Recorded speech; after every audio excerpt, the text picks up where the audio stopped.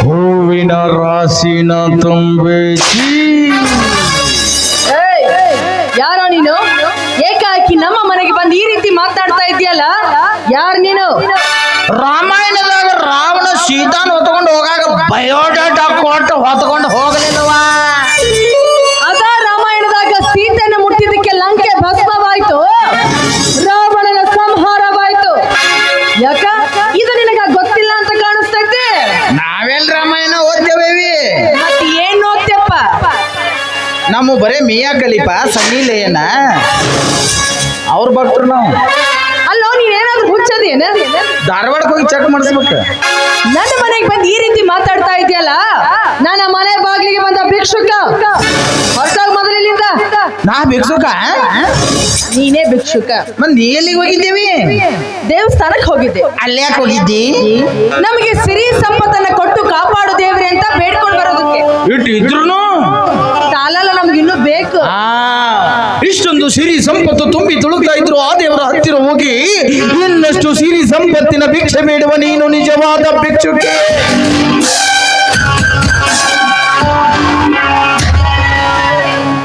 ಏನಾದ್ರು ಹುಚ್ಚ ಇದ್ದಂಗ ಕಾಣ್ತೀವಿ, ಹುಚ್ಚ ಇದ್ದಂಗ ಕಾಣಿಸ್ತೀನಿ.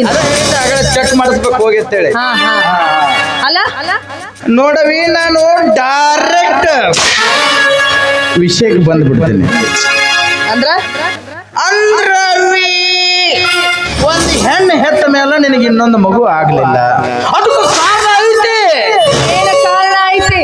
ಬತ್ತಿ ಹೋದ ಬೋರ್ನ್ಯಾಗ ನೀರು ಬಂದ್ರ ಎಲ್ಲಿಂದ ಬರ್ತೈತಿ? ಅರ್ಥ ಆಗ್ಲಿಲ್ಲ? ಆ ಮುದುಕನ ಜೋಡಿ ಇನ್ನಷ್ಟು ಎಷ್ಟೇ ವರ್ಷ ನೀನು ಜೀವನ ಮಾಡಿದ್ರು ನಿನಗೆ ಇನ್ನೊಂದು ಮಗು ಆಗೋದಿಲ್ಲ. ಒಂದು ಚಾನ್ಸ್ ಕೊಟ್ಟು ನೋಡ, ಇನ್ನೊಂದು ಮಗುವಿನ ಭಾಗ್ಯ ಕೊಡ್ತೀವಿ.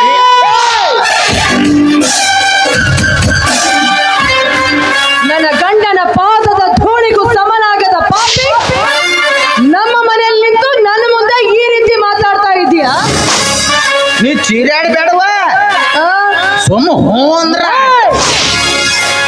ನಿನಗ ಅಕ್ಕ ತಂಗಿಯರ ಅದಾರೋ ಇಲ್ಲೋ? ಅವ್ರ ಮನ್ಯಾಗ ಅದ ರವಿ, ಅವ್ರದೇನಿಲ್ಲ ಕೆಲಸ ಐತೆ, ನನ್ನ ಕೆಲಸ ಇತ್ತು ಬಂದೇನೆ. ಹೊಸ ಬಾಯಿನ ಕಿತ್ತೂರ ರಾಣಿ ಚೆನ್ನಮ್ಮ, ಝಾನ್ಸಿ ರಾಣಿ ಲಕ್ಷ್ಮೀಬಾಯಿ, ಒನಕೆ ಓಬವ್ವ ಹುಟ್ಟಿದ ಪುಣ್ಯದ ನಾಡಿದು. ಇಂಥ ನಾಡಿನಾಗ ನಿನ್ನಂತ ನಾಲಾಯಕ ಬದುಕೋದಕ್ಕೆ ಅರ್ಹನಲ್ಲ, ಸಾಯೋದಕ್ಕೆ ಸಿದ್ಧನಾಗು.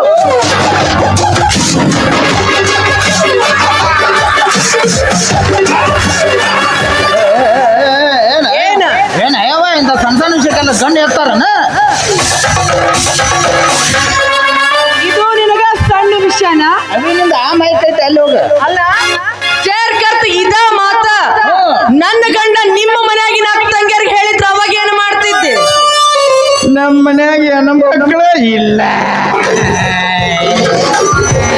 ಅದಕ್ಕ ನಿನಗೆ ಯಾರು ಉಳ್ಳಾಡ್ಸಿ ಒತ್ತಂಗ ಕಾಣೋದಿಲ್ಲ.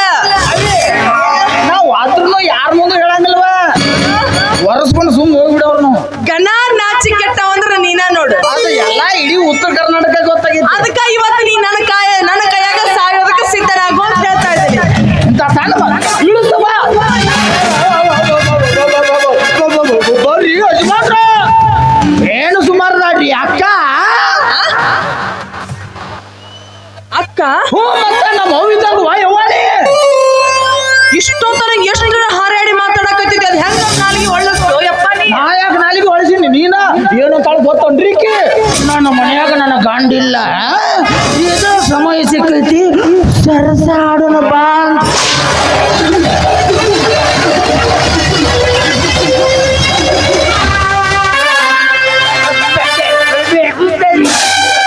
ಬಿಡ ಯವ್ವ, ನಾಗವಲ್ಲಿ ಅಂತಕಿನ ಹುಟ್ಟಿಲ್ಲ ಅನ್ನಿಸ್ತೀನಿ. ದೇವ್ರಂತ ಗಂಡಗ್ ಮೋಸ ಮಾಡಬಾರ್ದು. ಪಾರ್ವತಿ, ನಾಚಿ ಕಡಿಯಾರ ಅದೀವ ನೀನ? ಇದೇನಿದು? ಮನೆಗೆ ಬಂದ ಅತಿಥಿಗಳಿಗೆ ಅನ್ನ ಹಾಕೋ ಕೈಯಲ್ಲಿ ಪಿಸ್ತೂಲ್ ಇಡ್ತಿದ್ದೀಯಲ್ಲ? ರೇ, ಇವನ ಅತಿಥಿ ಅಲ್ಲ, ಇವನೊಬ್ಬ ಗೋಮುಖ ವ್ಯಾಘ್ರ. ಗೋಮುಖ ವ್ಯಾಘ್ರಿ. ತುಂಬೆ ಬಂದೈತಿ ಇವತ್ತ, ಕೊಡಂಗಿಲ್ಲ ನಾನು. ಹಿಡಿಬಾರ್ದು, ಹೆಣ್ಮಕ್ಳು ಕಾನೂನು ಕೈಯಾಗ ತಗೋಬಾರ್ದು. ಪಾರ್ವತಿ, ಹೆಣ್ಮಕ್ಳ ಕಾನೂನು ಕೈಯಾಗ ತಗೊಂಡ್ರು ನಾಚಿಕೆ ಬಿಟ್ಟು ನಿಂತಿರ್ತಾರಲ್ಲ ನಿಮ್ಮಂತ ಗಂಡ. ಅಲ್ಲ ಧರ್ಮ. ರೀ, ಇವನ ದೇಹ ಸೀಳಿ ಇವನ ರಕ್ತದ ಓಕಳೆ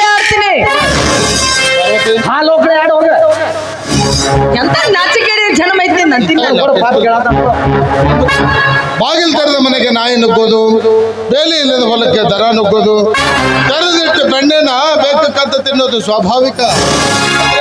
ಈ ಜಮೀನ್ದಾರನ ಕೋಟೆಗೆ ಸತ್ತಿಲ್ಲದೆ ನುಗ್ಗಿದೆಯಲ್ಲ, ಮೆಚ್ಚಲೇಬೇಕು ನಿನ್ನ ಧೈರ್ಯಕ್ಕೆ. ಮೆಚ್ಚಲೇಬೇಕು ಮಿಸ್ಟರ್ ಜಮೀನ್ದಾರ. ಅದಕ್ಕಿಂತ ಮುಂಚಿತವಾಗಿ ನಾವು ನಿಮ್ಮನ್ನ ಮೆಚ್ಚಬೇಕು. ಮನೆಗೆ ಬಂದ ಶತ್ರುವಿನ ಅತಿಥಿ ತರ ಸ್ವಾಗತ ಮಾಡುವ ನಿಮ್ಮನ್ನ ಹಿಂಗ ಟಕ್ ಟಕ್ ಟಕ್ ಅಂತೇಳಿ ಸ್ವಾಗತ. ಅತಿಥಿ ದೇವೋ ಭವ ಅನ್ನೋದು ನನ್ನ ರಾಷ್ಟ್ರ, ಸರ್ವೇ ಜನಃ ಸುಖಿನೋ ಭವಂತು ಅನ್ನೋದು ನನ್ನ ಧರ್ಮ, ಮನುಕುಲಕ್ಕೆ ಲೇಸನ್ನೇ ಬಯಸುವುದು ನನ್ನ ಗುಣ. ಅದಕ್ಕಾಗಿ ನಾನು ಹೇಳ್ತಿದ್ದೇನೆ, ಹಣ ಬೇಕಾದ್ರೆ ಹಣ ಕೊಡ್ತೇನೆ, ಉದ್ಯೋಗ ಬೇಕಾದ್ರೆ ಉದ್ಯೋಗನೂ ಕೊಡ್ತೇನೆ, ಇನ್ನು ಅಧಿಕಾರ ಬೇಕಾದ್ರೆ ಅಧಿಕಾರನೂ ಕೊಡ್ತೇನೆ.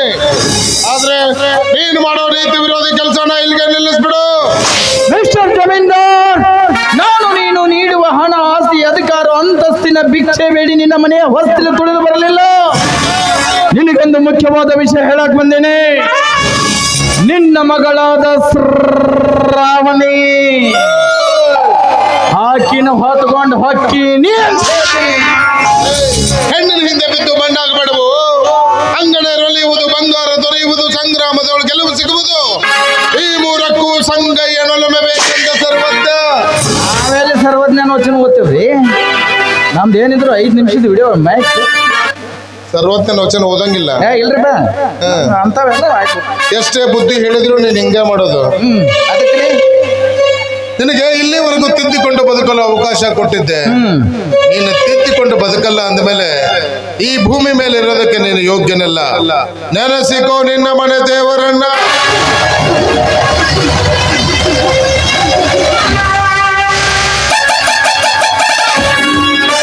ಮನೆ ಮೇಲೆಲ್ಲ ಗನ್ ಎತ್ತ ಪ್ರಾಕ್ಟೀಸ್ ಮಾಡ್ರಿ. ನಾವು ಜಾಣನಿಗೆ ಮಾತಿನ ಪೆಟ್ಟು, ನಿನ್ನಂತ ಕೋಣನಿಗೆಲ್ಲ ಅತ್ತೆ ಪೆಟ್ಟು. ಅಕ್ಕೋ ಮಾರ ನಮ್ಮ ಮನ್ಯಾಗ ಜಂಗ್ ಹತ್ತಿ ಯಾಕ ಉಪಯೋಗ ಮಾಡಕ್ ಬರಂಗಿಲ್ಲ ಅಂತ ಕಾಣಿಸುತ್ತೆ. ಅಲ್ರಿ, ಸಣ್ಣ ಸಣ್ಣ ವಿಷಯಕ್ಕೆಲ್ಲ ಗನ್ ಎತ್ತಾರ. ಸಣ್ಣ ವಿಷಯ ನಾ ಕಾಮಿಡಿ ಮಾಡೀನ್ರಿ. ನಾ ಎಲ್ಲ ಸೀರಿಯಸ್, ಈ ಸೀನ್ಯಾಗ ನನ್ನ ಸೀರಿಯಸ್ ಐತ್ರಿ. ಸೀರಿಯಸ್ ಆಗೋಂಗ ಶೂಟ್ ಮಾಡ್ತೀವಿ. ಅಕ್ಕ ಯಾಕೆ ನನ್ನ ಮೇಲೆ ಸಿಟ್ಟು ನಿಂತ? ನೋಡಾಕ ಪಾರ್ವತಿ ಕಣ್ಣಂಗೆ ಕಾಣ್ತೀವಿ. ಈ ಪುಣ್ಯಾತ್ಮ ಪರಮೇಶ್ವರ ಇದ್ದಂಗ ಅದಾನ. ನೀವಿಬ್ಬರು ನನ್ನ ಪಾಲಿನ ಶ್ರಾವಣಿ ಬಂದ್ರಿ.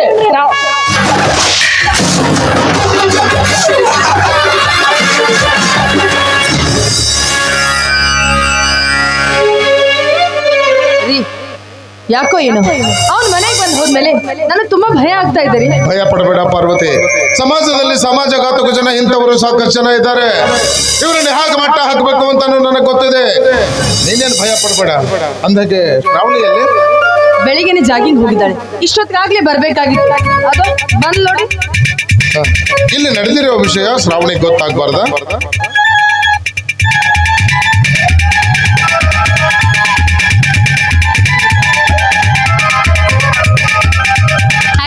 Good morning. Very good morning ಅಮ್ಮ.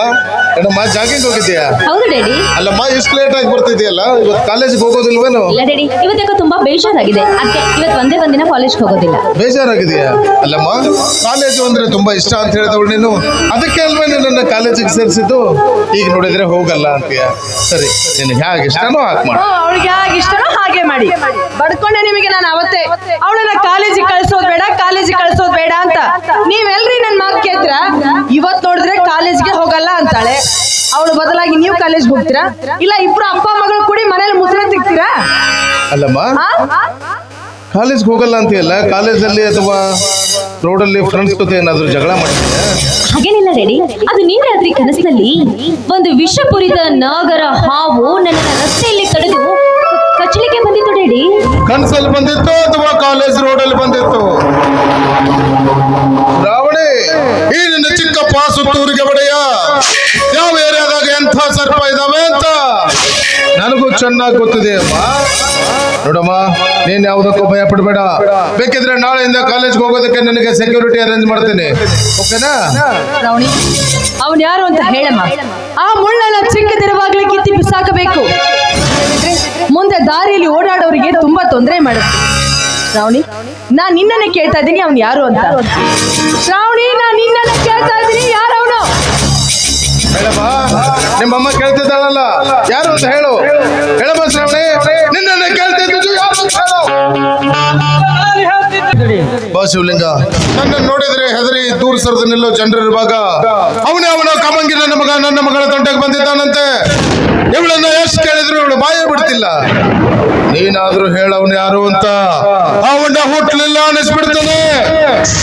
ಬಡದೈತಿ ಸಿಡಿಲು ಬಡದೈತಿ, ಕೋಲ್ ಮಿಂಚು ಹೊಡೆದು ಬೆಂಕಿಯ ಮಳೆ ಸುರಿದೈತಿ, ಹಿತ್ತಲ ಗಿಡದ ಬೇರು ಮುಂಚಿ ಬಾಗಿಲಿಗೆ ಬಂದೈತಿ, ಸತ್ಯದಲ್ಲಿ ಯಾರ ಮನೆಗೆ ಗಂಡಾಂತರ ಕಾದೈತಿ. ಶಿವಲಿಂಗಣ್ಣ, ನೀನ್ ಹಿಂಗ ಬುಡುಬುಡಿಕೆಯನ್ನು ಮಾತ್ರ ಹೇಳಿದ್ರ ನಮಗೇನು ಅರ್ಥ ಆಗಂಗಿಲ್ಲ. ಅದೇನಂತ ಬಿಡಿಸಿ ಹೇಳಿದ್ರ ನಮ್ಮ ಮನಸ್ಸಿಗೂ ಸ್ವಲ್ಪ ಸಮಾಧಾನ ಆಗುತ್ತೆ. ತಾಯಿ, ಅವತ್ತು ನಾನು ಶ್ರಾವಣಿಯನ್ನು ಕರ್ಕೊಂಡ್ಬಂದು ಈ ಮನೆಗೆ ಬಿಟ್ಟು ಹೋಗ್ಬೇಕಾದ್ರೆ ನಿಮಗೊಂದು ಮಾತು ಹೇಳ್ತೇನೆ, ನೆನಪೈತಾ ತಾಯಿ? ಪ್ರತಿ ಅಮಾವಾಸ್ಯೆ ದಿನ ಸೂರ್ಯ ಹುಟ್ಟಿದಾಗಿನಿಂದ ಸೂರ್ಯ ಮುಳುಗುವವರೆಗೂ ನಿಮ್ಮ ದೇವ್ರ ಜಗಲಿ ಮ್ಯಾಗಿರುವ ದೀಪ ನಂದು ನಡೆದಂಗ ಕಾಯ್ಬೇಕು ಅಂತ ಹೇಳಿದ್ದೆ. ಅದ್ರಾಗೇನೋ ಎಡವಟ್ಟಾಗೈತೆ. ಇಲ್ಲ ಶಿವಲಿಂಗ, ಎಲ್ಲ ನೀ ಹೇಳ್ದಂಗ ಪಾಲಿಸ್ಕೊಂತ ಬಂದಿವಪ್ಪ. ಇಲ್ಲ ರೀ, ಈ ಅಮಾವಾಸ್ಯೆಗೆ ದೀಪ ಹಾಕಕ್ ಆಗ್ಲಿಲ್ಲ. ಯಾಕೆ ತಾಯಿ ಈ ಅಮಾವಾಸ್ಯೆಗೆ ಯಾಕೆ ಪಾಲ್ಸಕ್ ಆಗ್ಲಿಲ್ಲ? ಯಾಕಂದ್ರೆ ಮನ್ಯಾಗ ಹೆಣ್ಮಕ್ಳು ಯಾರು ಸುದ್ದಿದ್ದಿದ್ದಿಲ್ಲ. ಅವರ ಎಂತ ದೊಡ್ಡ ತಪ್ಪು ಮಾಡ್ಬಿಟ್ರಿ. ನೀವು ಶುದ್ಧ ಇರ್ಲಿಲ್ಲ ಅಂದ್ರೆ ಏನಾಗಿತ್ತು? ಹಳೆಯರು ಇದ್ರಲ್ಲ, ಅವ್ರಿಗೆ ಹೇಳ್ಬೇಕಾಗಿತ್ತು. ಇಲ್ಲ ಮನೆಗೆ ಇಷ್ಟೆಲ್ಲ ಆಳುಗಳದಾರ, ಅವ್ರ ಕೈಲಿ ಮಾಡಿಸ್ಬೇಕಾಗಿತ್ತು. ಇಲ್ಲ, ಒಂದು ಮಾತು ನನಗೆ ಹೇಳಿದ್ರೆ ನಾ ಏನಾದ್ರೂ ಉಪಾಯ ಹೇಳ್ತಿದ್ದಲ್ಲ.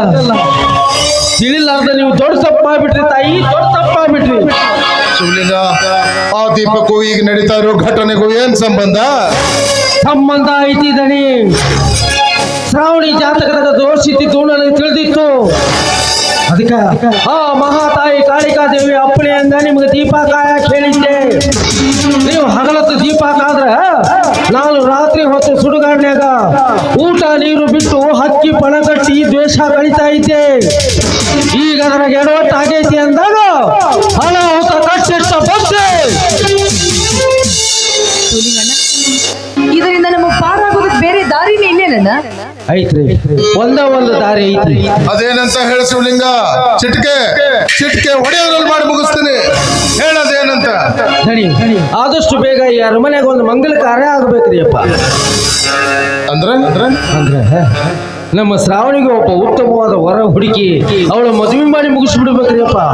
ಅಂದಾಗ ಮಾತ್ರ ಈ ಸಮಸ್ಯೆಗೆ ಶಾಶ್ವತ ಪರಿಹಾರ ಸಿಗುತ್ತ. ಎಂತ ಮಾತು ಹೇಳಿದಿ ಶಿವಲಿಂಗಣ್ಣ ನೀನು. ರೋಗಿ ಬಯಸಿದ್ದು ಹಾಲು ಅನ್ನ, ವೈದ್ಯ ಹೇಳಿದ್ದು ಹಾಲು ಅನ್ನ. ಯಾಕ್ರಿ ರೀ, ಹೇಗಿದ್ರಿ ಇವತ್ತು ನೀವು ಫ್ಯಾಕ್ಟರಿಯಲ್ಲಿ ಮೀಟಿಂಗ್ ಇದೆ ತಾನೆ? ಆದಷ್ಟು ಬೇಗ ನಮ್ಮ ಶ್ರಾವಣಿ ಮದುವೆ ವಿಷಯ ಪ್ರಸ್ತಾಪ ಮಾಡಿ ಅವಳು ಮದುವೆ ಮಾಡಿ ಮುಗಿಸೋಣಂತೆ. ಫ್ಯಾಕ್ಟರಿ ಮೀಟಿಂಗ್ ಅಲ್ಲಿ ಮದುವೆ ವಿಚಾರನ? ಹಾಗಾಗಲ್ಲ ಪಾರ್ವತಿ. ಈ ಜಮೀನ್ದಾರ್ ಸೂರಪ್ಪನ ಏಕೈಕ ಮಗಳ ಮದುವೆ ಅದ್ದೂರಿಯಾಗಿ ನಡಿಬೇಕು. ಮೊದಲು ನಮ್ಮ ಅಂತಸ್ತಿಗೆ ತಕ್ಕಂತೆ ವರ ಹುಡುಕ್ಬೇಕು. ನನ್ನ ಮಗಳ ಮದುವೆನ ಈ ರಾಜ್ಯದಲ್ಲಿ ಇತಿಹಾಸವಾಗಬೇಕು. ಆ ರೀತಿ ಮಾಡ್ತೀನಿ ಮದುವೆನ. ಅದೆಲ್ಲಕ್ಕಿಂತ ಮೊದಲು ನನ್ನ ಮಗಳ ತಂಟೆಗೆ ಬಂದ ಗೋಮುಖ ವ್ಯಾಘ್ರನ್ನ ಹೋಟ್ಲೆಲ್ಲ ಅನಿಸ್ಬರ್ತೇನೆ. ಬೇಡ ದಣಿ, ಬೇಡ, ಸಮಾಧಾನ ಮಾಡ್ಕೊರಿ ದಣಿ. ನಮ್ಮ ಮನೆ ಅರಿವಿ ಮುಳ್ಳಿನ ಕಂಟಿ ಮ್ಯಾಗ ಬಿದ್ದೈತಿ ಅಂದಾಗ ಅದು ಹರಿಲಾರ್ದಂಗೆ ಜಾಗೃತಿಯಾಗಿ ತಗೋಬೇಕಾಗಿದ್ದು ನಮ್ಮ ಕರ್ತವ್ಯ ಐತ್ರಿಯಪ್ಪ. ಸಿಟ್ಟಿನ ಕೈಯಾಗ ಬುದ್ಧಿ ಕೊಟ್ಟು ಅನಾಹುತ ಮಾಡಕ್ ಹೋಗ್ಬೇಡ್ರಿ ಅಪ್ಪ. ನನ್ನ ಮಾತು ಕೇಳ್ರಿ, ಅದನ್ನ ಹೊರ ಕೈ ಕೊಟ್ಬಿಡ್ರಿಯಪ್ಪ. ಹೌದ್ರಿ, ಶಿವಲಿಂಗಣ್ಣ ಹೇಳ್ತಿರೋ ಮಾತು ಖರೇನೇ ಐತಿ. ಕೆಸರಿನ ಮ್ಯಾಲ ಕಲ್ಲೊಗದ ಕೆಸರನ್ನ ನಮ್ಮ ಮುಖಕ್ಕೆ ಸಿಡಿಸ್ಕೊಳ್ಳೋದಕ್ಕಿಂತ ಆದಷ್ಟು ಬೇಗ ನಮ್ಮ ಶ್ರಾವಣಿಗೊಂದು ಮದುವೆ ಮಾಡಿಬಿಟ್ರೆ ಈ ಸಮಸ್ಯೆಯಿಂದ ಪಾರಾಗ್ಬೋದಲ್ಲ. ಶಿವಲಿಂಗ, ನಾನು ಫ್ಯಾಕ್ಟರಿ ಮೀಟಿಂಗ್ ಹೋಗಿ ಬರ್ತೇನೆ. ನೀನು ಊಟ ಮಾಡ್ಕೊಂಡು ಹೋಗ.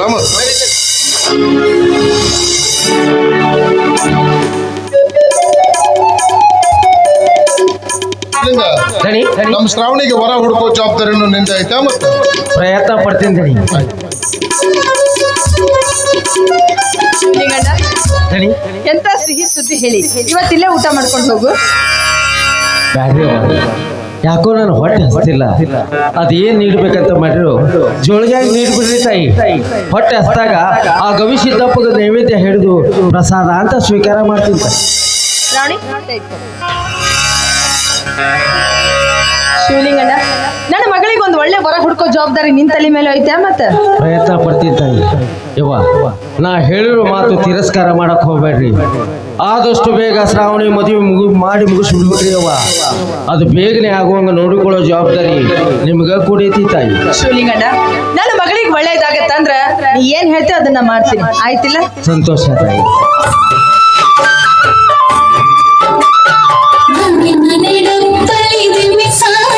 ಆತ ಹಣವನ್ನು ಕೊಟ್ಟರು ಅಂತ ಕಾಣೆ ನೀಡಬೇಕಂತ ಕಾಣೆ. ಅವ್ವ, ನನಗೆ ನಪ್ಪಣೆ ಕೊಡ್ರಿ ಅವ್ವ. ಶ್ರಾವಣಿ, ನಾನು ಹೋಗಿ ಬರ್ತೀವ. ಶ್ರಾವಣಿ, ಅಮ್ಮ, ನಿನಗೊಂದು ಮಾತು ಹೇಳ್ತೀನಿ, ಸರಿಯಾಗಿ ನೆನ್ಪಿಟ್ಕೋ. ಹೂವಿರುವಲ್ಲಿ ದುಂಬಿಗಳು ಬರೋದು ಸಹಜ. ಮುಳ್ಳ ಬೇಲಿ ಮೇಲೆ ಸೀರಿ ಬಿದ್ರು, ಸೀರಿ ಮೇಲೆ ಮುಳ್ಳ ಬಿದ್ರು ಹರಿಯೋದು ಸೀರಿನ ಮಗಳ. ಅದ್ರಂಗ ಹೆಣ್ಣಿನ ಜೀವನ ಅಂದ್ರು ಹಂಗ ಮಗಳ. ಇಂಥ ಮನೆಯಾಗ ಹುಟ್ಟಿದ ನೀನು ನಿನ್ನ ತಂದೆ ತಾಯಿ ಮನೆತನದ ಮರ್ಯಾದೆ ಕಾಪಾಡೋ ಜವಾಬ್ದಾರಿ ನಿನ್ನ ತಲೆ ಮ್ಯಾಗೂ ಐತಿ. ಸರಿ.